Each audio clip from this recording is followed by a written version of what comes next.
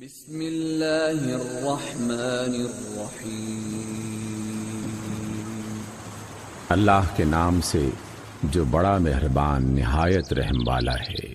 یا ایھا المزمل، اے چادر لپیٹنے والے، قم اللیل الا قلیلا، رات کو نماز کے لیے کھڑے ہو جائیے مگر کم، نصفہ او انقص منہ قلیلا، آدھی رات یا اس سے بھی کچھ کم کر لیجئے، او زد علیہ ورتل القرآن ترتیلا، یا اس پر کچھ بڑھا دیا کریں اور قرآن کو خوب ٹھہر ٹھہر کر پڑھا کیجئے۔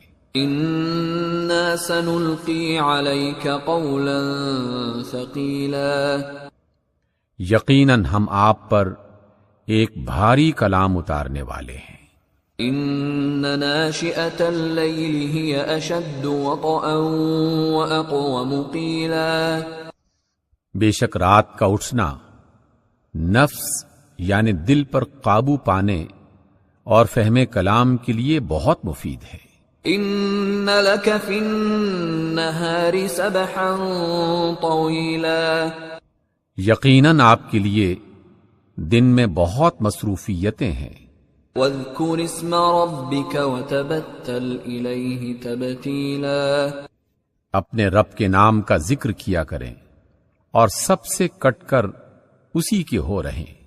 رب المشرق والمغرب لا الہ الا هو فاتخذہ وکیلا، وہ مشرق و مغرب کا رب ہے، اس کے سوا کوئی معبود نہیں، بس اسی کو اپنا کارساز بنائے رکھیے۔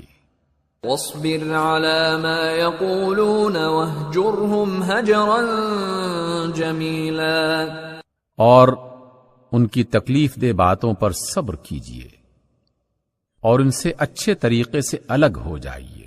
وذرنی والمکذبین اولی النعمت ومہلہم قلیلا، ان جھٹلانے والے خوشحال لوگوں سے نمٹنے کا کام مجھ پر چھوڑ دیں اور انہیں کچھ دیر اسی حالت میں مہلت دے دیں۔ ان لدینا انکالا وجحیما، ہمارے پاس ان کے لیے بھاری بیڑیاں ہیں اور بھڑکتی ہوئی آگ ہے، وطعاما ذا غصة وعذابا أليما، اور حلق میں پھنس جانے والا کھانا اور دردناک عذاب ہے۔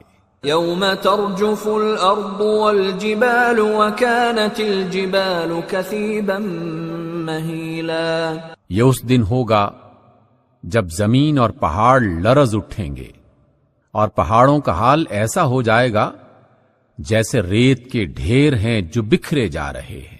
انا ارسلنا الیکم رسولا شاہدا علیکم کما ارسلنا الی فرعون رسولا، تم لوگوں کے پاس ہم نے اسی طرح رسول گواہ بنا کر بھیجا ہے جیسا کہ ہم نے فرعون کی طرف رسول بھیجا تھا۔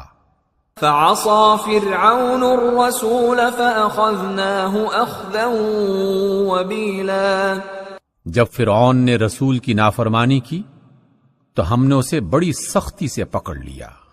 فكيف تتقون إن كفرتم يوما يجعل الولدان شيبا، اگر تم ماننے سے انکار کرو گے تو اس دن کیسے بچ سکو گے جو بچوں کو بوڑھا کر دے گا۔